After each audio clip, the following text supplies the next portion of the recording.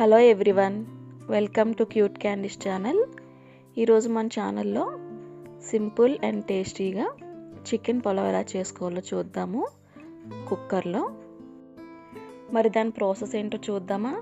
ముందుగా cooker heat చేసుకొని అందులో ఒక 2 స్పూన్ల వరకు ఆయిల్ వేసుకున్నాక బిర్యానీ మసాలాలు వేసుకుని వేయించుకోవాలి. తర్వాత ఒక 3 పచ్చిమిర్చి చీలికలు కట్ చేసుకుని వేసుకోవాలి. అది కొంచెం ఫ్రై అయ్యాక మీడియం సైజ్ ఉల్లిపాయ ఒకటి కూడా వేసుకొని ఫ్రై చేసుకుని మూత పెట్టుకుని మగ్గించాలి. అది కొంచెం మగ్గిన తర్వాత 2 టమాటాలు చిన్నవి ఒకటి కట్ చేసుకుని వేసుకోవాలి. అందులోనే కొంచెం కరివేపాకు అలాగే పుదీనా కూడా వేసుకొని ఫ్రై చేసుకోవాలి. తర్వాత మనం ముందుగా చికెన్ మ్యారినేట్ చేసుకున్నది కూడా వేసుకోవాలి.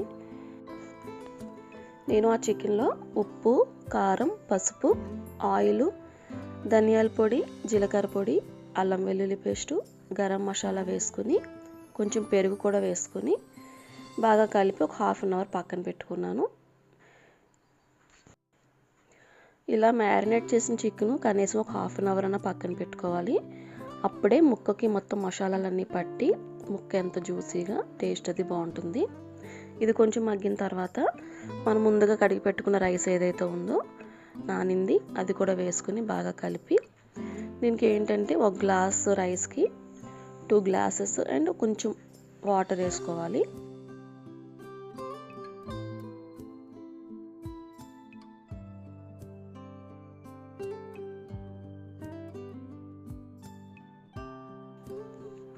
ఇలా రైస్ అంతా వేసుకుని కలుపుకున్న తర్వాత అప్పుడు మనం కొలిచి పెట్టుకున్న వాటర్ కూడా వేసుకోవాలి.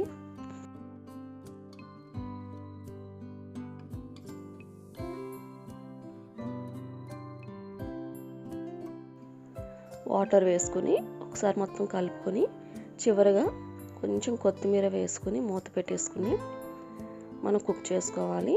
దానికి అది ఆటోమేటిక్గా అయిపోతుంది. ఈ ప్రాసెస్ అంతా అవడానికి ఒక 15 to 20 మినిట్స్ టైం పడుతుంది.